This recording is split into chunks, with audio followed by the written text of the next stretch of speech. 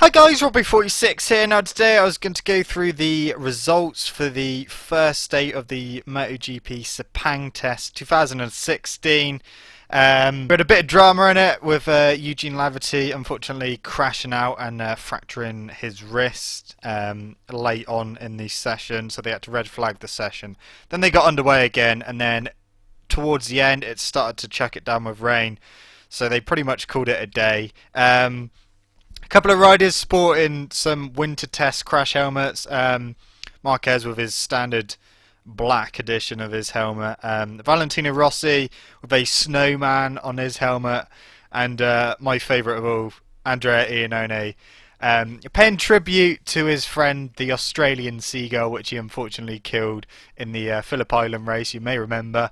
Yeah, he's got the seagull on his helmet for the testing as well. So of course, this is just testing, so you can't really read too much into the results. They're not racing, they don't get points for testing, but it does give you a good idea which way the development is heading.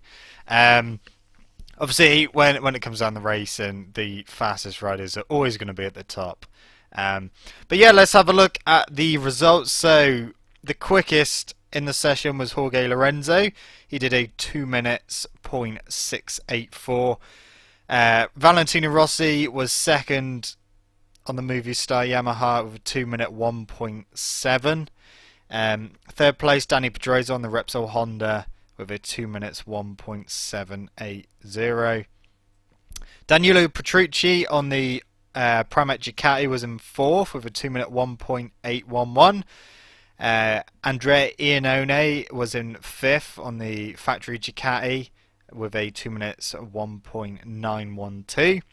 Hector Barbera was sixth on the Aventia Ducati with a 2 minutes 2.002. Marc Marquez in seventh place on the other Repsol Honda with a 2 minute 2.278. Scott Redding in eighth on the other Pramac Ducati with a 2 minutes 2.338. Elisha Spargo in ninth on the factory Suzuki with a 2 minutes 2.539. Cal Crutchlow 10th on the LCR Honda with a 2 minutes 2.586. Vinales on the other factory Suzuki with a 2 minutes 2.645. Polo Spargo in 12th on the Tech 3 Yamaha with a 2 minutes 2.646.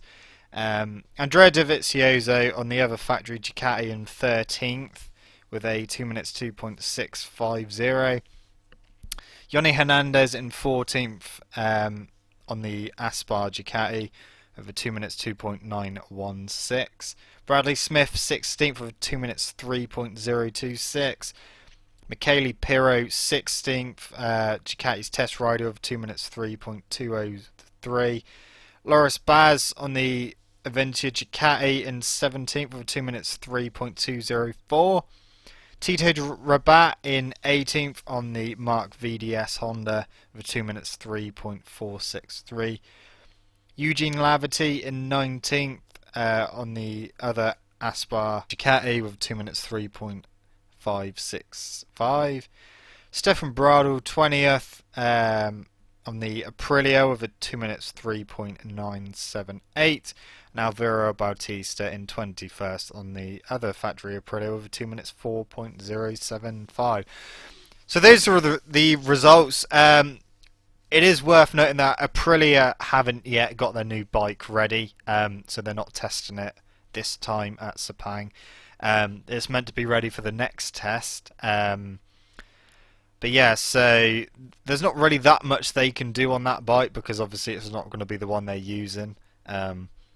Just obviously get a bit more track time, maybe get a bit of data for the new bike and see if it transitions over well. But yeah, like I said, you can't really look too much into these results because they're not racing. Obviously, it's only the first day of the test as well. So most of them are just going to be testing out new parts, possibly choosing between chassis for 2016, what they prefer parts-wise on the bike, what works, what doesn't work.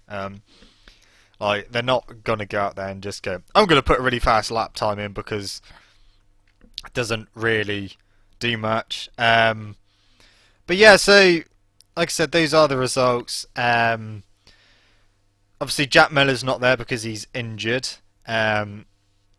Casey Stoner didn't go out. I don't know if he's going out tomorrow. Possibly, I don't know. But Ducati are using their GP16 now. And as the Ducati boss, Davide Tardozzi, has said that the GP16 is an evolution of the GP15 rather than a revolution, which is kind of what we expected because the GP15 was a really good bike and yeah, it needed improvements, and that's pretty much what they're doing. So why change it dramatically? They could have gone like completely the other way and brought out the GP16, which is completely different from the 15, and it go completely tits up. But they haven't done that. They've played it smart, and yeah, it's going to be a good season. I'm really looking forward to it. I know that loads of people will be as well. I have done my little prediction video, the video before this one, so go check that out if you want. But yeah, I will be back tomorrow with the results for day 2 of the Sepang test 2016. It's just nice to have the bikes back out on track. It's felt like an age since the Valencia test, but obviously it wasn't really that long ago. It just feels that way. But yeah, that's it from me, guys. Thank you so much for watching. Don't forget to leave this video a like, subscribe to my channel for more content, and I shall see you guys in the next video. See you!